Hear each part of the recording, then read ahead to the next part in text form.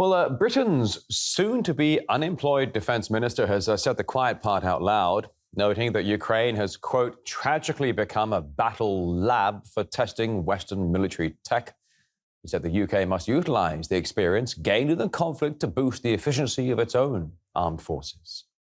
Ukraine, tragically, and it is a tragedy that this has had to be the case, has become a battle lab for all those people offering things, and the Ukrainians take them and embrace them, and we gift them, and Ukraine tells us whether they work or not, or we see how they're used. And those sort of things mean that we would be foolish to ignore those lessons and not import them into our own armed forces to make sure that we can be match fit for any future conflict.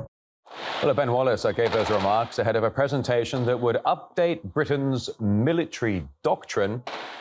A report by the British Defence Ministry has highlighted the use of artificial intelligence as well as other cutting-edge tech based on lessons learned in the conflict in Ukraine.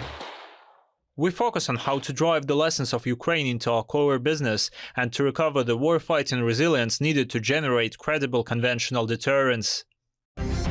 Let's take this conversation further here on RT International. Crossing live now to the Vice-Chair of the British Communist Party. There she is, Joti Brar, joining us here on RT International. A very warm welcome to you, Joti. Always good to see you. Do you find some sort of credence with what Wallace is saying there? Is the use of Ukraine as a, quote, battle lab, is it a consequence of the conflict, or I guess perhaps an opportunity that has arisen? As far as the arms industry is concerned, of course, every conflict zone is an opportunity for them to showcase, sell, and test their weapons. And, we've seen for a long time with Palestine how arms manufacturers will advertise a lot of their wares as being battle tested because they've been used against the Palestinians by Israel. So this is an ongoing feature of warfare in the imperialist age. But you said it in your clip there that Ben Wallace said the quiet part out loud. He said openly, although he put the word tragic in front of it. But of course, what he means is, yes, the arms industry is looking at what's happening and rubbing its hands together and saying, right, how can we benefit from what's going on here? And at the same time, you also pinpointed this kind of supremacist approach where the fact that in this process, hundreds of thousands of Ukrainians are being slaughtered is of no interest to the arms manufacturers or the imperialists who are pushing for this war to keep being perpetuated. Well, I think you raise a very good point there, Joti. I appreciate that, because essentially in the logic of the soon-to-be defunct British Defence Minister, essentially prolonging the conflict would essentially have its advantages in further testing out their weaponry, whether old, new, or all the prototypes too. I know that, for example, the UK Storm Shadow cruise missiles, they've been picked up by Russia. Some Russian tanks are being reverse engineered in the UK as well by the Ministry of Defence. It does seem a little bit worrying when so many people connected to the military-industrial complex seem so optimistic about the opportunities in Ukraine when, as you say, so many people are dying along the front line. Do you think some people might have their priorities a bit back to front? I mean, it's the whole essence of the imperialist system, of the system of domination and production for profit, that the logic is always upside down, because the logic is profit, not people, and the human logic doesn't come into it. And we've seen, haven't we, across the space of this, where you can see who really controls the British political and media establishment by the fact that not a single mainstream political party in Britain opposes the war drive.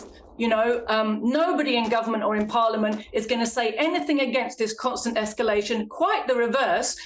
Labour today came out and did its oppositional thing to Ben Wallace's review, not opposing the hawkishness, but vying to prove it would be more hawkish. It complained that there's not enough spending on arms. It complained that Ben Wallace was too slow to react to what's happening in Ukraine, that we're not making a big enough commitment to NATO. Right. So as far as the whole ruling establishment is concerned, it's unanimous in driving and escalating the war drive. It's Britain that pushed for depleted uranium. It's Britain that's pushing and justifying for cluster bombs. It's Britain that's pushing for F-16s. It's Britain that constantly comes out with nuclear hyperbole, and then says that Russia's doing it. Yeah, exactly. And the Western press is so incredibly complicit as well, just echoing whatever the political establishment is really putting out there. Joti, but listen, I've got to Got to throw this across your bow here. It's just a short time ago that the Telegraph in the UK, telegraph.co.uk, historically very anti-Russia, anti-Putin, anti-this channel. The Telegraph loves doing hit pieces on RT. They've just put out a headline saying, get this, Ukraine and the West are facing a devastating defeat. That's the headline on the telegraph.co.uk right now. I'm shocked to see it. That, to me, suggests a shift in narrative. Your thoughts? I mean, there's a kind of schizophrenia, isn't there? Because on the one hand, there's a desperation to make this thing work. Britain wants to remain a power in the world. On the other hand, hard reality is hitting home in some quarters, and they're trying to work out how to square these things. You know, the fact is, even looking at this review paper, you can see that Britain's not the power in the world it once was, as neither is the USA, right? But Britain in particular, you look at the review and you see it can't afford to create the kind of army and invest in the kind of kit that would enable it to seriously face off against Russia or China, who are the targets it identifies that it wants to attack and destroy. So it's forced to focus instead its effort on the role of kind of adjunct to the main force. It wants to act, it's acting almost as if it's preparing to fight a guerrilla war, which is quite a come down for a country that 100 years ago was the major global power and still thinks of itself in those terms, right? And it wants to pretend that this is playing to its strengths, that this is a choice rather than a necessity. But clearly, although it remains a cheerleader for the war, and although there are sections of the British ruling class that benefit hugely from the continuation, you know, financially are benefiting, you know, many are worried that we are undermining our ability to even pretend to be a power in the world.